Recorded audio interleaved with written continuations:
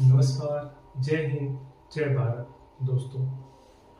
आज मैं आपसे बात करूंगा सकारात्मक विचार क्या होता है और कैसे हम सकारात्मक विचार को अपने जीवन में लाएं।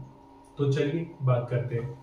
नमस्कार, मैं हूं आपका भाई मुरली ठाकुर। तो सकारात्मक विचार के लिए परिवार, दोस्त, जो सोशल मीडिया या जो भी चीजें हम यूज करते हैं, हमारे आसपास की सोसाइटी, हमारे आसपास के कल्चर, हमारे माहौल और भी कई चीज मैटर करती हैं।